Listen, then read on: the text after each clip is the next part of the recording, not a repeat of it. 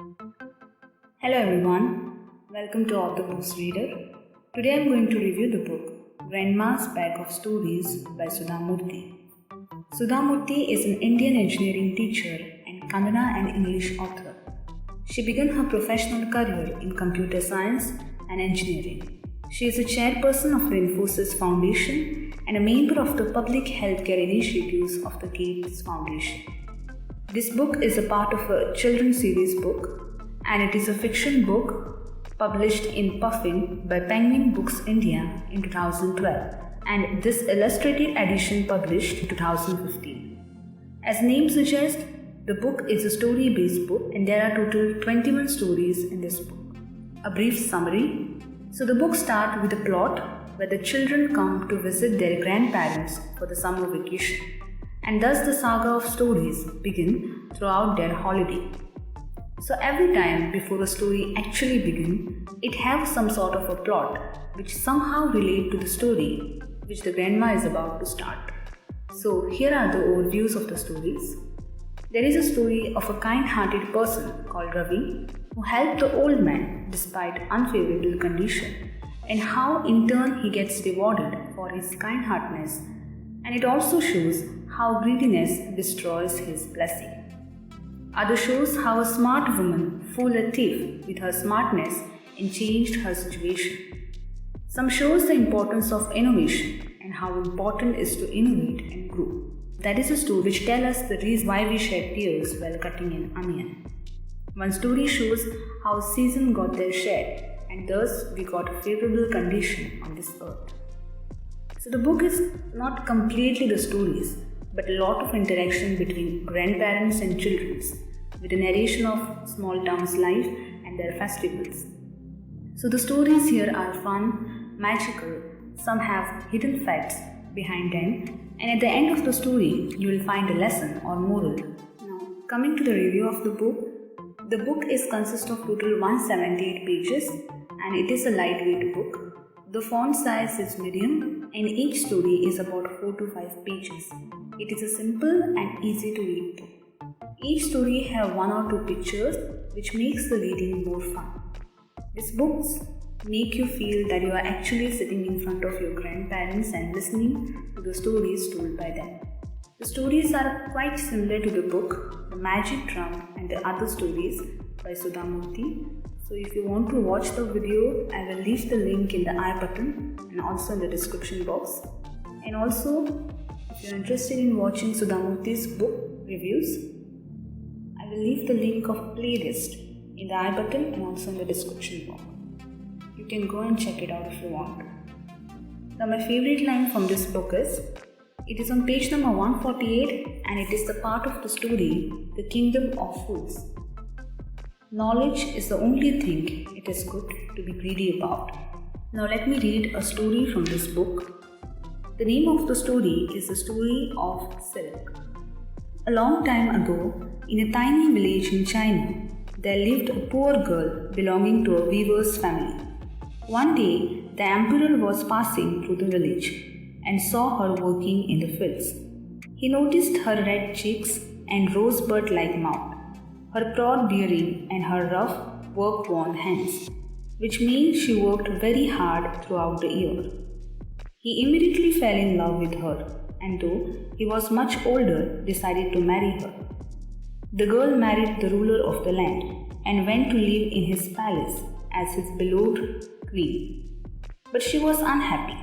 She had grown up in the wide open spaces of the countryside, and now she was confined to a palace, magnificent though it was.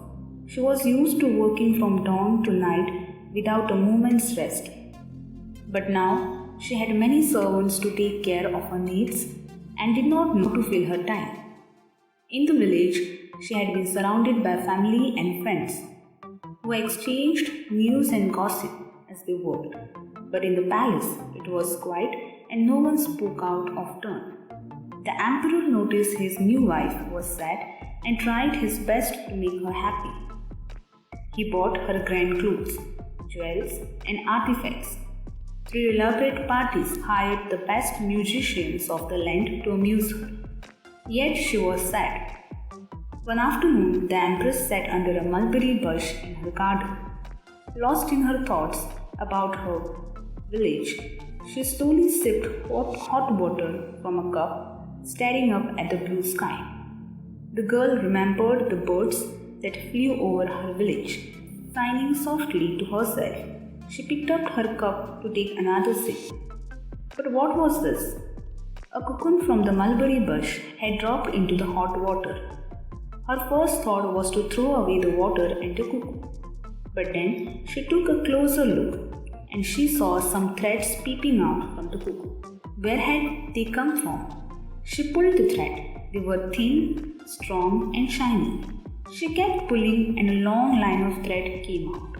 Now the Empress had a good idea. She would take the thread from many cocoons and weave soft, strong cloth from it. She called her servants and everyone got to work. They took cocoons out of the mulberry tree, dropped them in hot water and removed the thread. They gathered a fair amount of yarn. Then the queen ordered a special weaving machine and wove the first piece of cloth using this new thread. The silk, the best and brightest form of cloth, was weaved. The manufacture of silk spread throughout China. It was a cloth that only royalty could wear and was much in demand in lands as far away as Rome. The route through which silk was traded between China and Europe through Asia was called the Silk Route. Now that the Chinese had learned how to make silk cloth, they did not want to share this knowledge with anyone in the world. Generations of Chinese royalty were sworn never to reveal the secret to anyone. When princesses got married and went away to far-off lands, they were not allowed to tell anyone in their new home how silk was made. Many years later, when the clever princess was leaving her house on getting married, as was her custom, her bags were searched carefully to check that she did not carry anything that would help her make silk. This princess had been weaving silk from a young age and wanted to continue to do so wherever she went. She had hidden the cocoon in her long, elaborate hairdo. No one thought of looking there.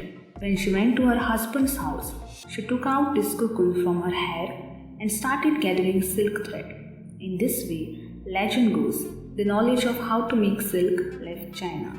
So with this story, now you are also aware of how silk was made for the first time, and this indeed is the real story behind the discovery of silk. Now let me read the blurb of the book. When Grandma opens her bag of stories, everyone gathers around. Who can resist a good story, especially when it is being told by Grandma? From her bag emerge tales of kings and chiefs, monkeys and mice, bears and gods. Here come a bear who ate some really bad dessert and got very angry.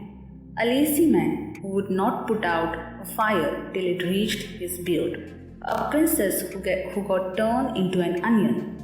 A queen who discovered silk, and many more weird and wonderful people and animals. Grandma tells stories over long summer, days and nights, as 7 children enjoy life in her little town. The stories entertain, educate and provide hours of enjoyment to them. So come, why don't you too join into fun? So this ends the review. I hope you like this video. If you are new here, you can subscribe to my channel. I will see you soon in the next review. Bye bye, take care and keep reading.